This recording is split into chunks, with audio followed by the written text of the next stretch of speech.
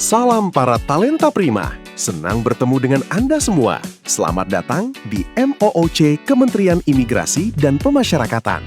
Kali ini, kita akan bersama-sama mempelajari modul Manajemen Kinerja, Pengendalian Intern, dan Risiko. Tujuan pembelajaran pada level ini adalah para talenta prima diharapkan mampu melaksanakan tugas-tugas teknis tata kelola dengan benar, terukur, dan dapat dipertanggungjawabkan. Bukan lagi sekedar tahu apa itu SKP, tapi mampu menyusunnya. Bukan lagi sekedar tahu ada risiko, tapi mampu mengidentifikasi dan menanganinya. Ada 4 pokok bahasan yang akan kita selami bersama. Pertama, penyusunan dokumen kinerja. Kedua, implementasi pengendalian intern di unit kerja. Ketiga, identifikasi dan penanganan risiko operasional. Dan keempat, pelaporan dan tindak lanjut hasil pengawasan. Mari kita mulai dari yang pertama.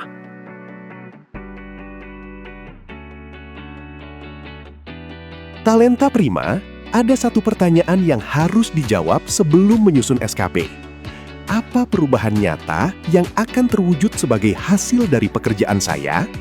Pertanyaan ini adalah inti dari pendekatan SKP berbasis outcome yang pertama kali diperkenalkan oleh Permen Pan RB nomor 8 tahun 2021.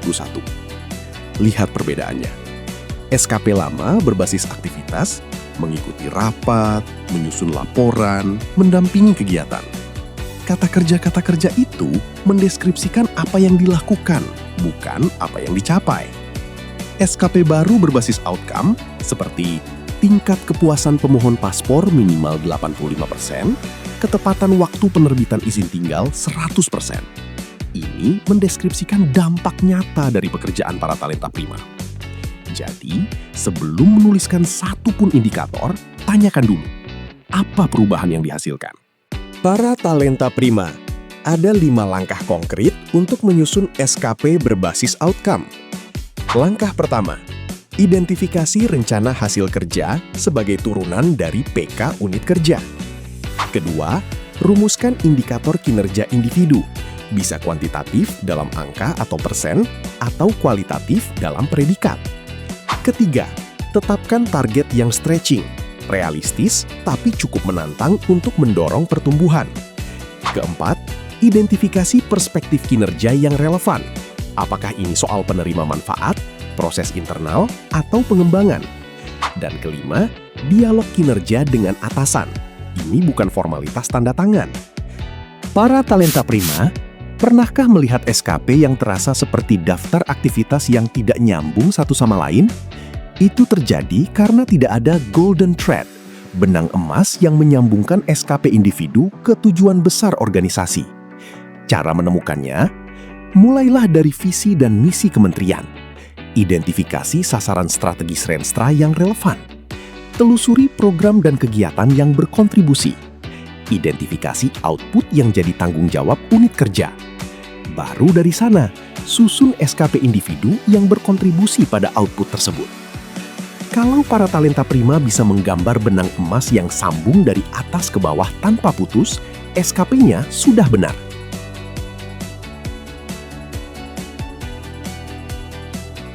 Di level 1, kita mengenal 5 komponen SPIP. Di level 2, kita masuk ke komponen ketiga, kegiatan pengendalian. Ada 5 jenis kegiatan pengendalian yang perlu para talenta prima kuasai. Pertama, otorisasi dan persetujuan. Hanya personel berwenang yang boleh menyetujui transaksi tertentu. Di Kemenimipas, penerbitan visa hanya oleh pejabat berwenang.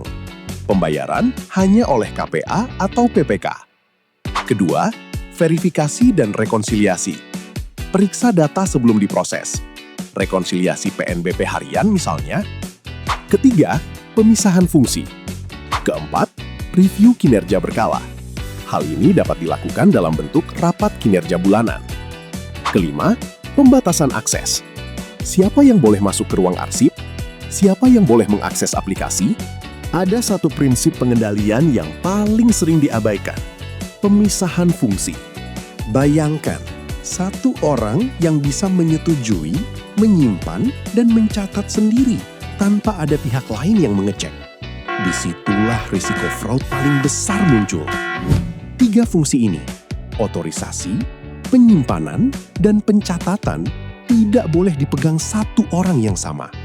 Ini bukan soal tidak percaya, ini soal membangun sistem yang melindungi semua pihak, termasuk pegawai itu sendiri.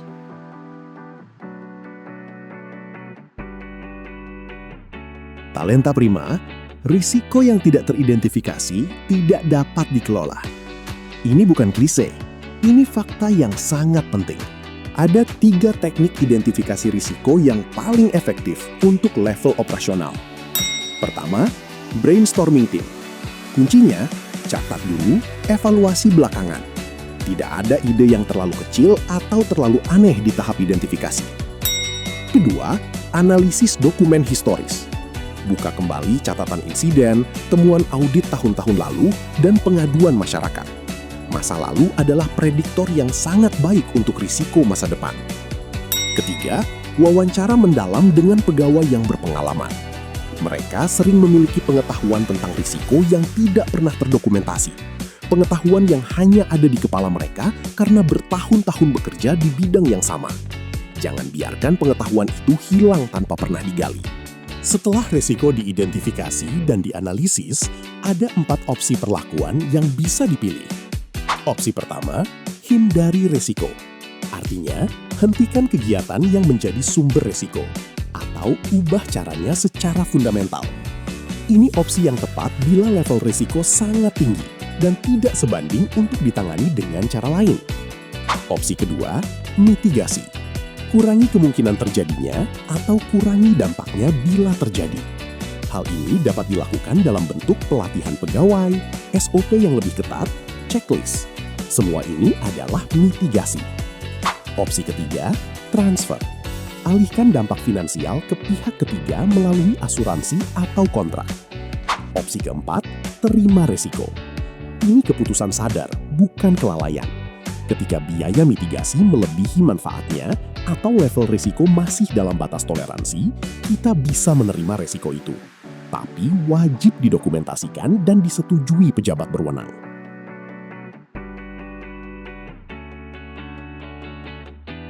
Talenta prima, ketika Inspektorat Jenderal atau BPK menyampaikan laporan hasil audit, respons kita dalam 24 hingga 48 jam pertama sangat menentukan.